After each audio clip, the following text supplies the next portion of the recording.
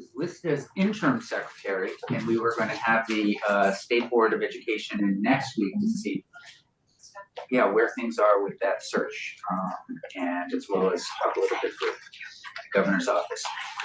Thrilled to have you here. Thrilled that you were willing to step into this role.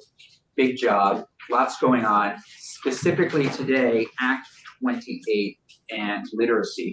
We just had a walkthrough of Act 28 from our Ledge Council and have a bunch of questions, but why don't you start, and I believe you have Jessica Carolis with you online.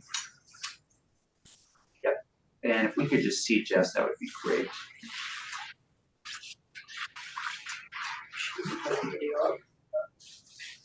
But as we're waiting for Jess, if there's anything you want to share. Sure. So thank you so much, Mr. Chair. I'm happy to be here. This is the first time that we've actually come before the committee this session. And so although Jess certainly is going to take the bulk of the testimony because she's going to be leading this work, I wanted to be sure I was here to express my appreciation for our partnership, to look forward to the session. I know that we're going to be talking, as you had just said, about literacy for quite some time, at least at the beginning of the session, so I'm looking forward to that. And I will certainly be here as well if there are any questions that arise. Great. Well, thank you, and thank you for making the effort to be here in person. Is Jess there? She's here. She's having some microphone issues. Okay. Is there anything that you want to say before Jess arrives about Act 28? Anything in particular? Sure. I think that we're excited about the work that's been done, and it's been a robust set of initiatives. Some of the folks that we partnered with, I know, are here in the room, so I'm happy to hear their testimony as well after we're done. Yeah, and as I said earlier, I mean, we have a policy package on literacy. I know that some folks have seen that, so it really for us is the next step to Act 28. It's kind of like, what now? And so that will be really our focus next week. Great. And we're looking forward to that.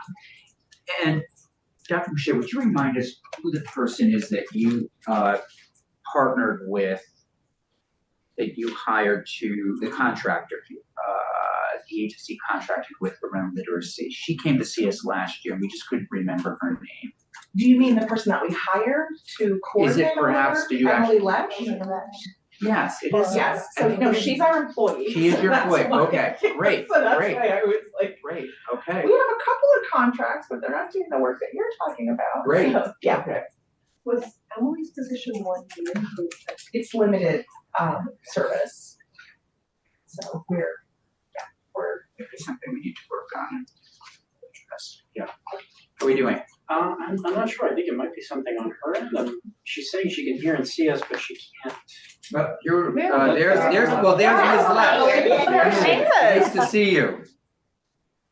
Really nice to see you, Emily. Well timed. Nice to see you all. And we're just waiting for Jess.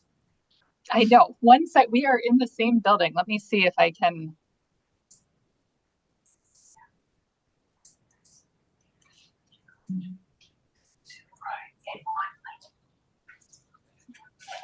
That's what I remember. Yeah, right. Maybe Jess will come sit right with her. Jeff Francis can leave his office. Join me.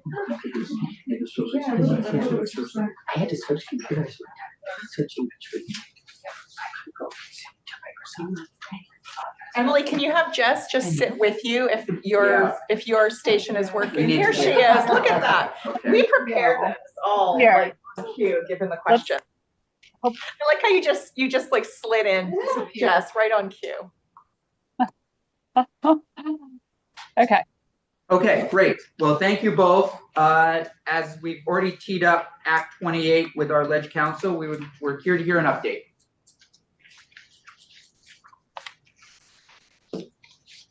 You have it queued up so we can share the screen.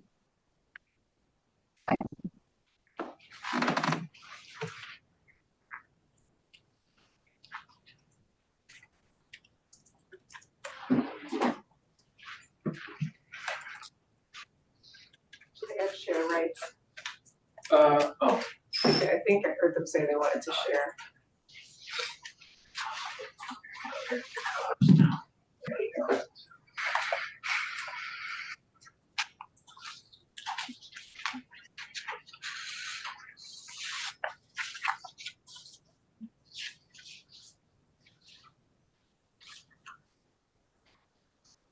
Significant technical difficulties here.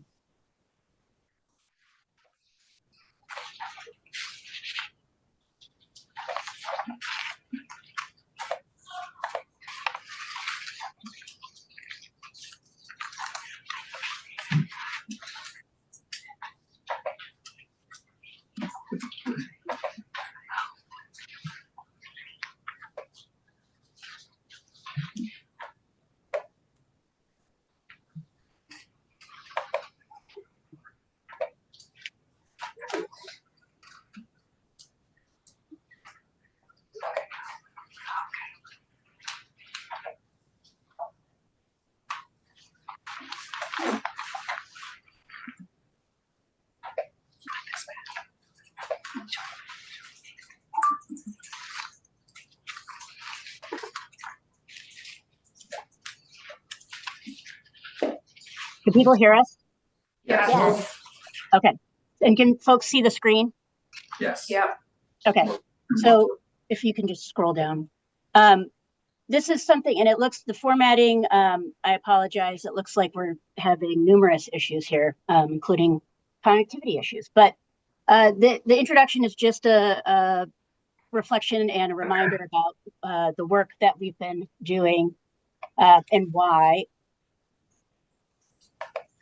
So I'd like to just hop down to the area that the agency was charged to do. And the last 2 years that we've been presenting to folks, we've just kept with this sort of format to make sure that we're always returning to what we had discussed the year prior. So as folks will recall, our charge was to provide technical assistance to supervisory unions to recommend how federal funds can be used to implement or realize the goals of Act 173, to recommend evidence-based best practices in teaching literacy, to provide professional development for teachers, and to recommend policies, procedures, and other methods to improve literacy learning in the state. And for the record, as I've just jumped in, I'm Jessica Careless. I'm Division Director of the Student Pathways Division. I'm joined by my colleague, Emily Lesh, who you just saw, and she popped up. And we are very delighted to be with you here today. And I think there's some others in the room, but we can't see them. But we are happy to, I think perhaps Gwen Carmoli and some others are there, and we're excited that they're with us today.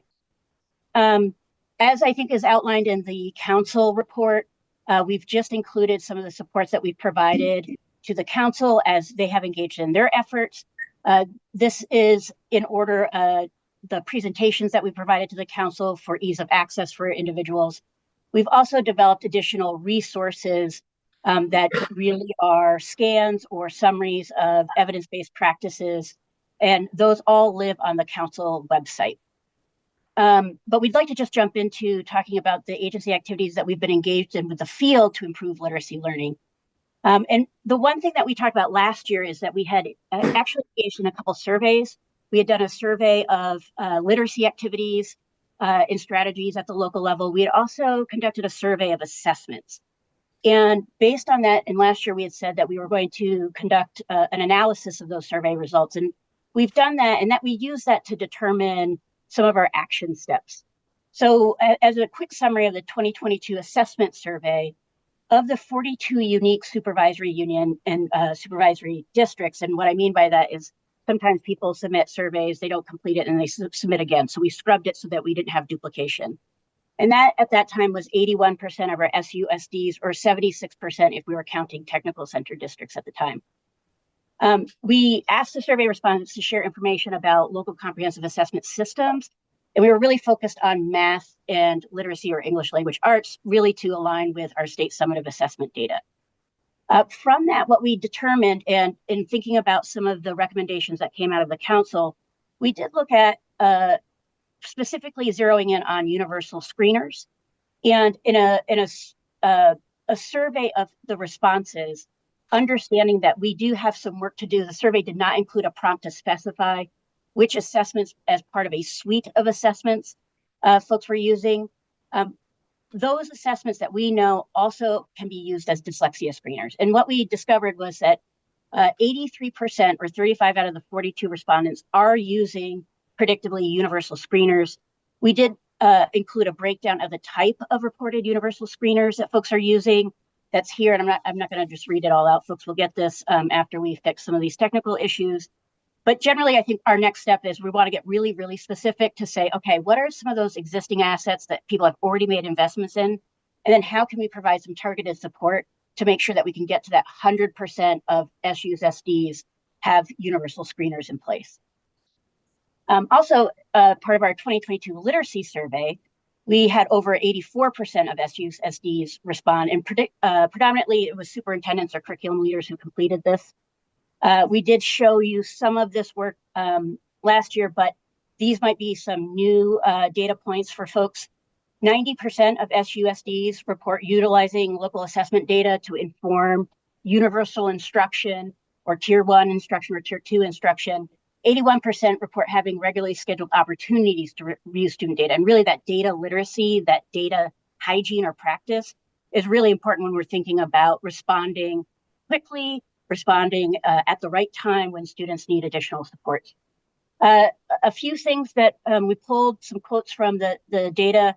One part of our SU goal is to strengthen universal instruction. We know that that is one of the core recommendations coming out of the DMG report and Act 173.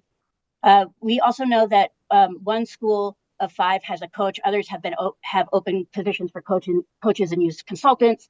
Our EST coordinator leads PK4 literacy professional learning communities, scope and sequence implementation training, and literacy plan development consultation with the curriculum director. So we are really trying to get an insight of how is it that people are using their data in order to make decisions, and how are they structuring their schools and school communities. But what we did observe is that 50% of survey respondents noted that they had a local literacy plan. However, that means that 50% either did not or said that they had some components of their local literacy plans in another plan, like a continuous improvement plan or a strategic plan. Additionally, what we overwhelmingly heard is that having additional staff, dedicated funding, dedicated time, and training and targeted coaching were really the top supports identified by districts in order to move the needle in being able to put local literacy plans in place for some of these supports. So using the evidence base that we have determined, we really wanted to move into how have we been supporting evidence-based instruction and assessment, right, in service to the goals of Act 28. So we have developed resources and technical assistance. We have a separate document that I'll show you that, because otherwise this would be a Russian novel, that we've organized under recommendations from the council, just so folks can see how we're making headway in those areas that were identified. We've also continued our early learning network improvement community, or NIC, which you might hear about quite a bit. We have over 90 educators participating from 6 SU's SDs, and they're doing this work of job-embedded, needs-based professional learning and coaching with experts such as Sharon Walpole and Catherine Bachot. We also have, and we're really excited about this, this is something that we haven't done previously, is small group literacy instruction and family engagement work. And I'm going to hand it over to Lesh, who's been facilitating this work, to just talk a little bit about it. Yeah, great. Thanks, Jess. Thanks, everyone. So Emily Lesh here, Act 28 project manager, and the work around small group literacy instruction and family engagement is the result of a RFP that we put out last year and have contracted with Springboard Collaborative around. And so we piloted the program this past summer with Milton Elementary, and they were able to serve 35 pre-K through rising 4th graders. And you can see the data as a result of that program, the summer program. So 83% of the families noted that their reading routine improved, or they were excited about the work that was happening. And 26 of the students, they were tested in the nonsense word fluency, which is a measure, a DIBELS assessment. And through that, they noted just over a 5-week period, they were able to see that the reading scores improved by 1.5 months of reading growth based on that assessment. And so that was great work to see. And as a result, they're continuing, Milton Elementary is continuing work in an after school program that they're kicking off. Actually, I think there's a planning call going on with that right now. And some training with the teachers that's underway right now. And there also are additional spaces available for schools in summer programming this summer that are available now in several schools and districts that are interested in that work.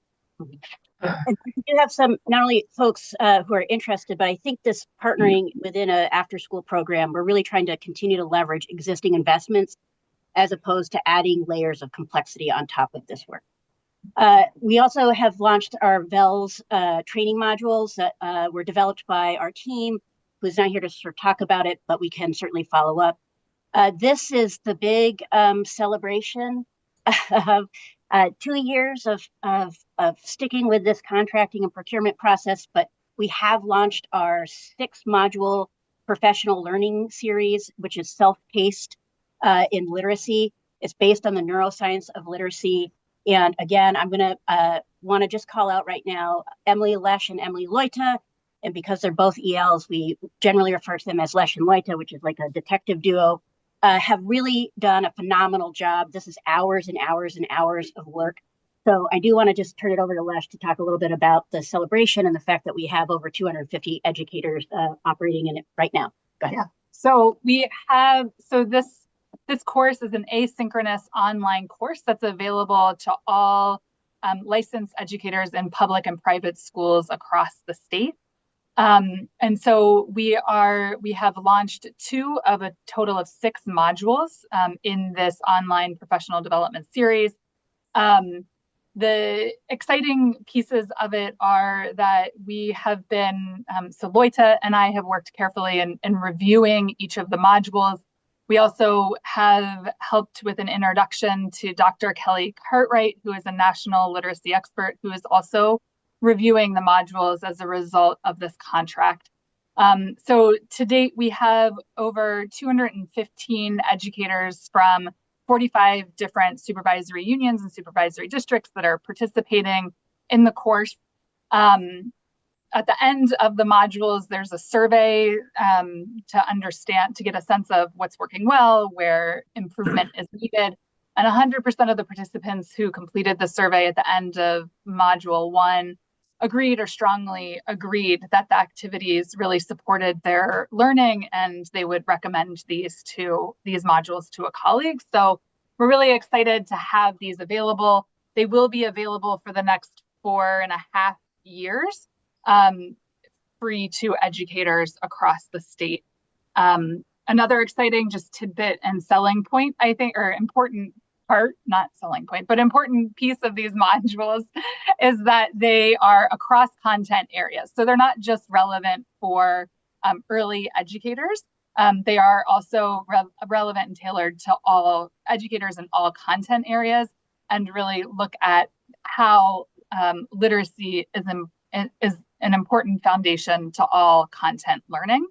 And there also are modules available for early educators, so K through 3rd grade, and then also for adolescent educators, so those in grade bands 4 through 12. And you have a question? Oh, please. Sorry to interrupt you just a very quick question. Do you happen to have a list of which SUs and SDs are using the modules? Yeah, we can pull that down from the site. Awesome, thank you. Yep. I do want to just point out too that this is available to CTE and adult education and literacy educators. We know that in Vermont, we have a sort of full continuum in which we're crossing contexts. So it's very important that all educators who were engaged in literacy instruction would have access to this. And it was built for up to 8,000 users. So we'll also have that learning management system, though that's another discussion. We did include some of the feedback that folks have provided. And you'll be able to see that. We don't need to read it right now because I know folks are queued up. I do want to also say that we are continuing our collaboration with Region 1 Comp Center, which is an entity that contracts with the U.S. Department of Education to provide technical assistance, research, and policy supports to state education agencies. Particularly, we're going to be focusing on picking back up our educator prep program review. You'll recall that we started with a syllabi review project of our educator prep programs on literacy, as well as we are starting a new adolescent literacy initiative with multiple states, because we know we heard very strongly within the council too that, and this makes sense, which is not everyone progresses at the same rate. And it's really important that we don't forget about our adolescent learners. And then finally, we're working with USAID to evaluate our state literacy plan and to think about ways in which we can improve upon that, particularly by using a rubric that they've developed. We have not started that work yet, though we did try to get it early, but they haven't launched that yet, so they won't give it to us. Okay, so we also launched. Yes, just a quick question following up a little bit on Senator Hashim's. So I made a little handy sort of reading proficiency throughout the state list this summer. And I'm wondering, so I have in red schools that are below the state average. Is there some specific attention that you would give those schools, or is it sort of anybody, some schools might adopt these modules, some schools might not? Any sort of focused target to those schools that might be struggling the most? Yeah, I think we'll get to that. There's another section around what's next. But I would just say in the interim, we do have inbuilt existing education quality review processes that we can use. I think what we can also look at, and I want to honor, is that when we rolled these out, many times when SUs, SDs are engaging, they passed their budgets the year prior. So they may have already committed to some professional learning. Like I know Addison Northwest has been engaged with the Stern Center for 2 years, right? We're not going to necessarily force them to stop that work, right, to come over here. But I'll get to that. Great, thank you. So we did also put out a request for proposal for a statewide model curriculum. This is something that I started exploring in 2021, looking at some different vendors. When we put it out, I will just say, at first we thought this was a really good idea. What we found, and particularly now we know that there's also an educator workforce shortage and there's a lot of pressure on systems, is that the proposals we received were either way outside the scope of our budget, more of a big state like California style kind of budget, some were up to $29 million, and or it was going to require some pretty significant involvement of local educator time to develop it. And in talking with some local leaders, just really feeling like that would not be a welcome distraction, particularly when we know folks struggle just to fill sub positions right now. So what we've done is we pivoted, and we are about to release, this being built in our grants management system, a grant program that's focused on 3 areas, one of those being ELA and literacy, to allow folks to purchase evidence-based, science-based curricula, assessments, professional learning, or coaching, right? And that really, you'll see, aligns to the survey data that we received around what might be some obstacles to advancing and improving their plans for improving literacy learning at the local level. So we're hoping that that's going to be live very shortly. We've already notified the field that it's coming. We also engaged in statewide professional learning and coaching to improve local comprehensive assessment systems.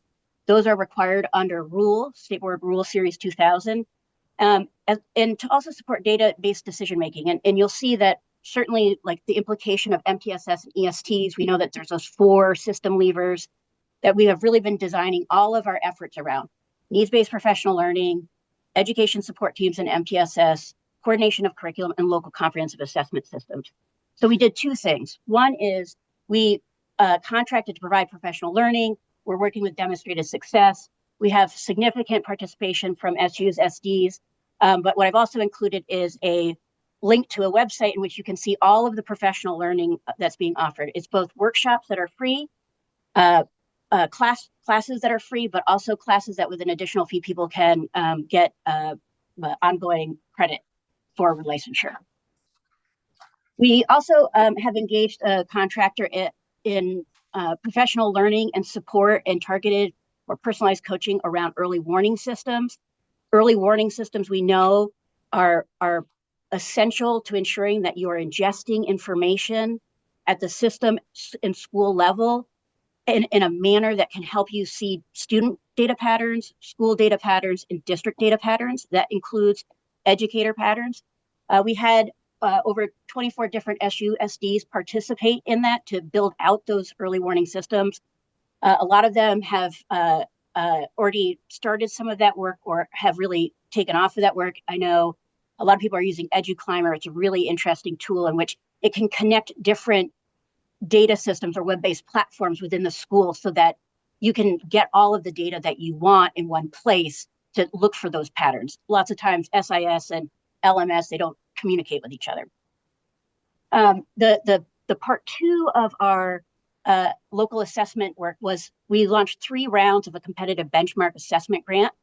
We had 15 SUSDs receive a total of 17 awards, up to $300,000 to expand local comprehensive assessment systems or engage in very specific professional learning. 93% requested training in both the Lexile and Quantile academies that served 356 educators. This impacted 12,778 students, and they were restricted in purchasing assessments that either report in Lexiles or Quantiles so their local data can communicate with state summative assessment data. Finally, was there a question? I don't see one. Okay. So finally, getting into the blueprint, we know that this is our state literacy plan. One of the things that we talked about last year and the work that we were doing with R1CC was to build out a literacy playbook, which we've launched, we're very excited about. And this is an implementation guide for system leaders.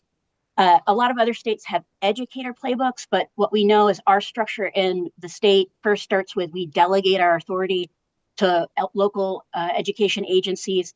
And our state plan was really targeted at local policy makers and education leaders in overseeing the development and implementation of a comprehensive plan for literacy. So we needed to make sure that we were providing that playbook to system leaders. We also developed a local literacy plan template. It's a draft right now because part 2 of that is now working with folks like the Vermont Curriculum Leaders Association to really start to have that conversation about how can we slightly tailor this local literacy plan template so that we can ensure that you are reviewing the appropriate information that you're going to continuously evaluate over time to make sure that you are advancing literacy learning for your students, as well as identifying what are some additional supports that you could use with your educators to implement your local literacy plans. And we're going to be doing that with R1CC. Today, we had our first meeting. It seemed like there was some excitement, and we'll be continuing to have a collaborative learning group in which we build out those spaces and help people develop their local literacy plans. So all of this is to say, and I think getting to your question, Chair Campion, some of the continuing observations and recommendations that we have as we've been leading this work is that we want accountability measures to monitor the use of research and evidence-based programs, practices, and assessments. This is also the recommendation coming out of the Literacy Council. We really believe to do that, we want to continue to develop and expand local assessment assets to support common reporting measures between local and state student academic assessment data. This is going to be really important that we don't have disparate, disconnected assessment data at the local and state level so that they're constantly in conflict and folks don't know how to act on those data. We also want to leverage our existing, and we are refining education quality review process. And that will mean also supporting that development of local literacy plans. And we'll be building that into the grants management system where our continuous improvement plan work also lives. And then finally, we should be leveraging the rollout of our district quality standards and build into that Rule Series 131, the district quality review process, where it really targets some of those EQS Rule Series 2000 components, those ones that we've held up coming out of Act 173, to ensure that we are evaluating and we can identify when someone is struggling or perhaps they're not advancing where they want to advance, to provide that targeted, specific, personalized support and intervention so that we're almost creating a state EST team, right, for local districts who also have their own EST teams. And then finally, as I mentioned earlier, we're going to pick back up the recommendations that came out of the Literacy Syllabi project related to educator prep programs. So I know we have gone over by 5 minutes, but this is it. We've got 2 documents. We will send those over, but if you have questions, we're happy to answer, or if there's time. So I think one thing that might be helpful, to me at least, would be if I run into a constituent this weekend, I've said this before in committee, and we're on an elevator, we're going 5 floors, and they say, hey, you guys invested $3.5 million of ARPA funds 2 years ago. What have you gotten for them? What are the big takeaways in your, for you, how would I answer that question? That would be the most helpful right now. Well, I mean, I think it's hard to ignore that. The first and foremost, we about 45 hours of professional learning that will be available to new educators, existing educators, recently graduated, pre-service educators, to access, science-based professional learning and literacy, as well as a learning management system in which we're going to be able to build, and we are already scoping out additional professional learning that can live in that space. So 45 hours of training, of education, that's the modules, correct? Mm-hmm. Those are the modules. Yep. And how many teachers have gone through the modules already? I think we said 215.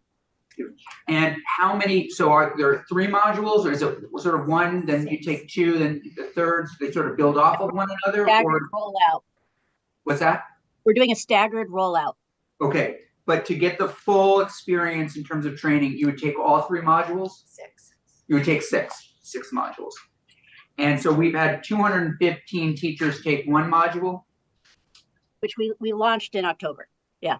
We launched in October, so 1 module. And that 1 module, just so I know, is that 45 hours of education, or is it all 6 together, 45 hours? All 6 together. All 6 together, okay. And then we would also, just so I know, we have, we use the money to hire, I don't know if it's Dr. Lash, Ms. Lash? Ms. Lash. Ms. Lash, Yeah. thank you. To also be our point person, and that's a part-time position. Okay, is there anything else I might add to that, can tell that constituent, please? Yeah. So That you, go ahead, Jess, but then I wanted to add entire something. list, right? So professional learning and early warning systems, professional learning and local assessments, professional learning and data literacy, the fact that we've developed numerous pieces of technical assistance, family engagement and literacy activities, work with the Region 1 Comp Center, completion of that literacy syllabi project. This is all that investment coordinated in a way in which we are seeing that we have up to 83% of our respondents, right, let alone our districts, who are engaging in this work and thinking in this work, and we're building assets that will be available to us for 5 years. So I would, if you're concerned about cost, I would just look at dividing that amount by 5 years and think about 8,000 users on an annual basis will have access, right, to this professional learning.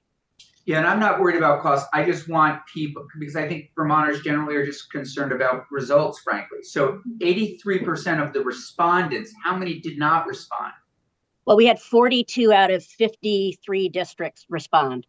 Okay. Now, what if those 53 districts are on my list here in red, being the lowest in the districts that are struggling the most? What happens there, Secretary? I'd be happy to have you share that list with me, and I'm Sure. happy to go in. Yeah. And you would sort of cross. 100%. Would love to do Okay. that. Dr. Boucher.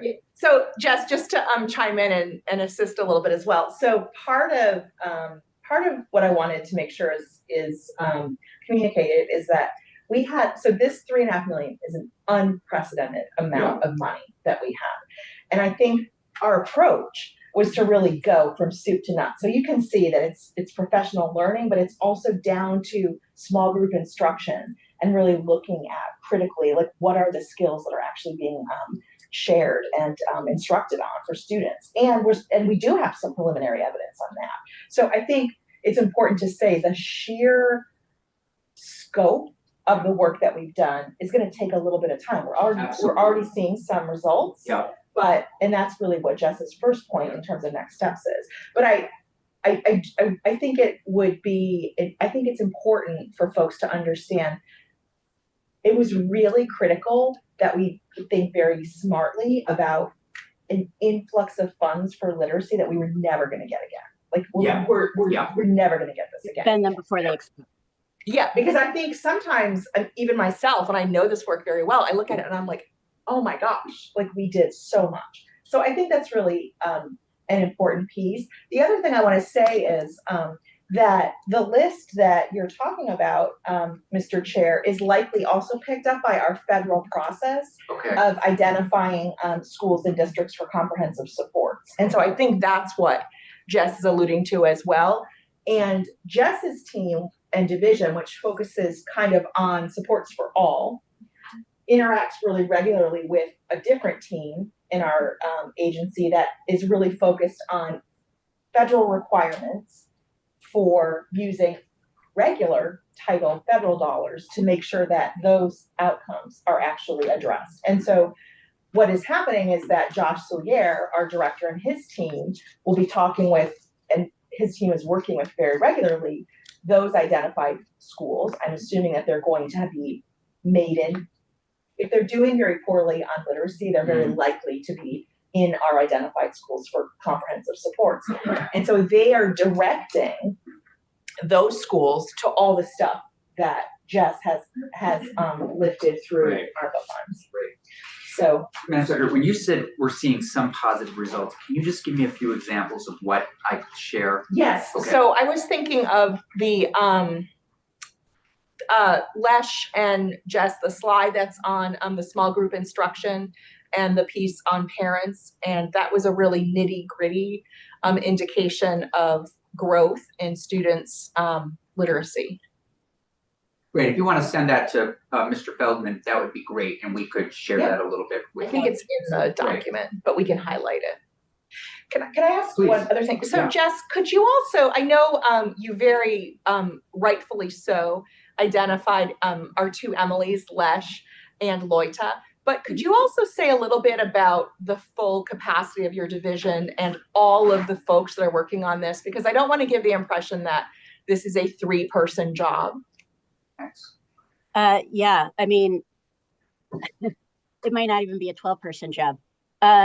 So I think this group has heard that we convened almost immediately an interdisciplinary team within the agency that met on a weekly basis. We called it the Act 28 team, in which we had representation from across all the other divisions to make sure that we are always moving towards coherence. It's going to be very hard to implement anything if you're adding a slightly offset but very similar process on top of another process. It really sort of constricts our SUs, SDs who don't necessarily have an endless supply of staff to engage in the different, and I think when I came on earlier, you're talking about all of the paperwork that diminishes the capacity to do that direct work with students.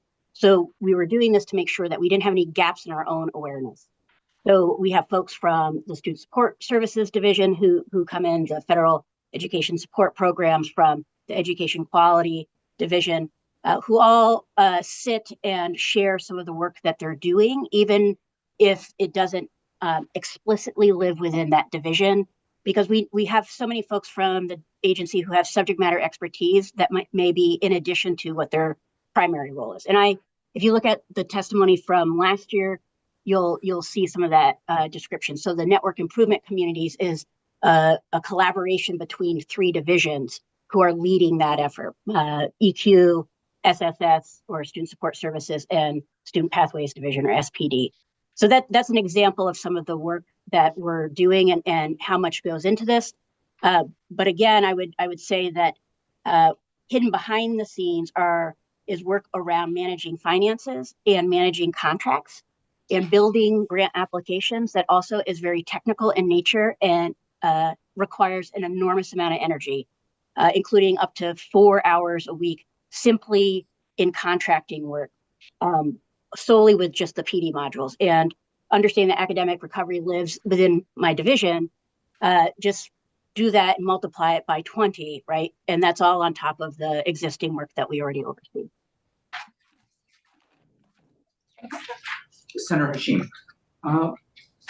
My question was answered, but so thank you. Well, actually, real quick question. The list of SUs that are participating, would you mind emailing that to our committee? Sure. Or just let me know where on the website it is and I Yeah, can. actually, would you email it? That would be great. so we Yeah, can see Well, this. and did you want to send us your list so that we could actually, because there's a lot of different initiatives that we could plug in. You were saying like you wanted to know who's participating in, say, the early warning systems or the assessment work or the professional learning. We could actually do a crosswalk to say this is what SUs are participating in the different professional learning. Would that be helpful? That would be great. That'd be terrific, yeah, that'd be great. Great, So we did just Please. have, we're not going to walk through it, but we'll send this to is organized under the recommendations are resources and work that we have engaged in specific to those recommendations. And we'll continue to add to that. We'll send it along. We don't have to, I just wanted to show you that that was there. I'm gonna ask Mr. Feldman to just create a packet literacy testimony for everybody, and we'll kick it off with everything that you have there. We'll include it in everybody's file. Great. Madam Chair, Madam President, Madam Secretary. It's late. What would you like? It's not a Friday. I just wanted to both thank Jess and Lesh for their presentation, and then also just note that I think one of the most robust and rewarding aspects of this is how much in close partnership with the field we have been with it all. And I just want to thank Gwen and members of the council for their partnership in this and their work. And part of what you will see in our package is to extend the Literacy Council. So we support that, and maybe some additions to it that we can talk about. But yeah, so I just wanted to end on that note as well, because we, if not for the partnership with you all, this would just be not really working. Thanks for saying that. I appreciate that. Yeah. Ms. Interfield has also been talking about the partnership a lot, so it's great to hear. Great. Okay, thank you. All I can say is we'll see a lot of both of you, all three of you, because this is, as you know, one of our top priorities. It's not only for us, but for our Senate colleagues as well. Great. Looking forward to it. Thanks. Talk to you soon. Hope so. Thanks. Sarah, do it. So why don't we just stretch for 1 minute? Yeah, 2 minutes. We'll just take a quick stretch. I'm going to chat with Morgan.